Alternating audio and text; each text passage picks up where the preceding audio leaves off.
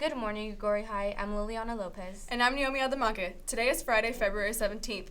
Grigori is offering a new speech class next year. If you enjoy talking about world issues and need to fulfill your practical art requirement, this class is for you. See Mr. Salazar for more details. A full marathon is 26.2 miles of blood, sweat, and tears. Modesto hosts a marathon in March every year.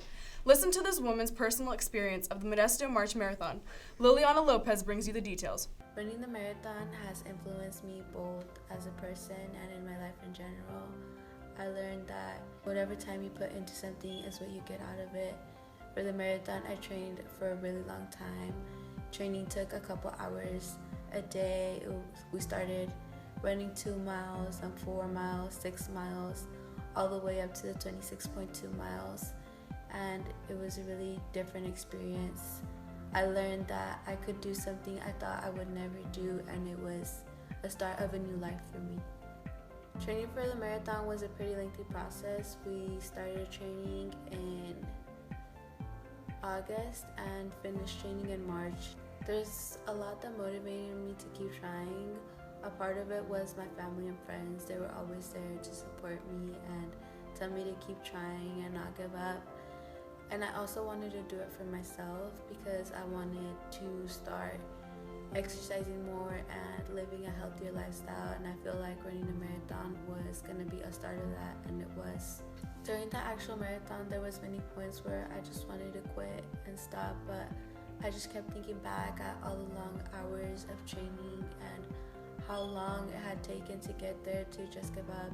I saw people on the sides laying down. I saw people crying. I started crying myself because I hit that wall that runners hit, and it was just really difficult to overcome that. But once I got through it, I was so happy to see my family there. It wasn't just my mom and dad and my sisters. My family traveled from the Bay Area to see me cross that finish line. Right now, I wouldn't run a marathon again because it takes a lot of time and dedication that I just don't have right now. But I hope that in the future I can run a marathon again because it was a really beautiful experience. The first track practice is scheduled next Tuesday. Go to the SBO to get your emergency card and receipt to be cleared to play. Listen up, seniors. If you are planning on going to MJC next year and haven't been to the workshops at Grigori, you must go to the MJC's New Student Day in April. See your counselor for more details. Every good story has a hero that would give anything to save and keep their family safe. Those heroes can be depicted as brave and heroic when really they can be something as simple as a father. Naomi Adamake brings you more insight on the story of just that, a father fighting for his family. Okay, my name is Iosif Adamaci. I'm 47 years old. I was born in Romania. I left Romania because prior to revolution, which was in December 1989, my family and I, we were persecuted by the government, the communist government. When I left Romania in May 1998, in May, I go in Italy, 30 kilometers east from Rome, and the city was called Villalba di Guidonia. So I've been there from May 1998 until September 1999, when I decide, me and my brother, to leave Italy in an illegal way to Canada, Montreal, Canada. We decided to get in a container from Livorno, port of Livorno in Italy.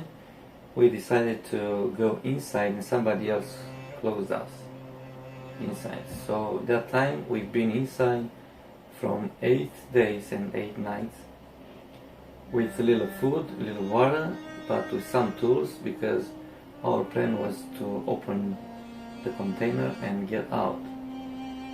The decision was very hard because I left Italy. I was supposed to live in Italy with my wife, and I left her with hope I'm gonna make it to Montreal, Canada.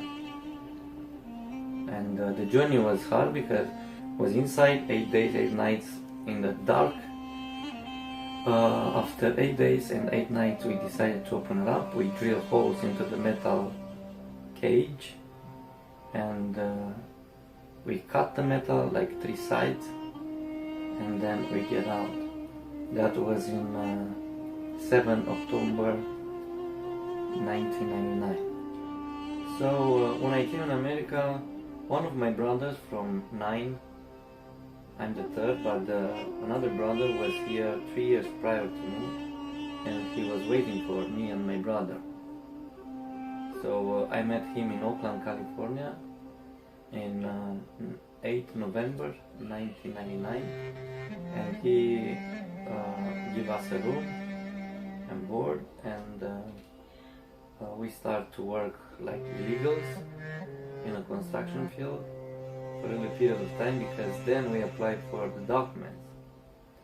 And I was requesting asylum because my way back to Romania was not safe, and I decided to apply for asylum. And in November 2000 I was approved, granted asylum, and we got the document I-94, and then I received the right to work legal, and after that I applied for my wife and my son, the first one, to come here in America. I started doing construction, but most of construction I was doing electrical because I'm an electrician, and in 2006 I got the chance to get my license, and from that on I have my own business and own company, and I work most of residential in Bay Area, and I'm so happy. I got another 3 kids here. Right now I have 4.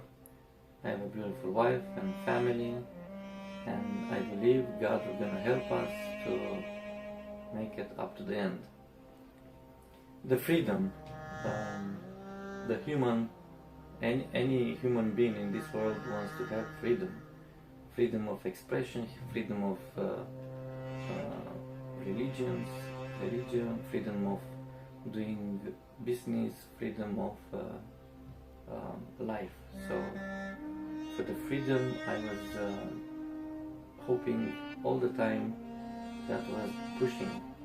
But again, I can say God helped me a lot doing that, because if you go in an unknown way, nobody knows where to go, nobody knows where to arrive, but God helps us.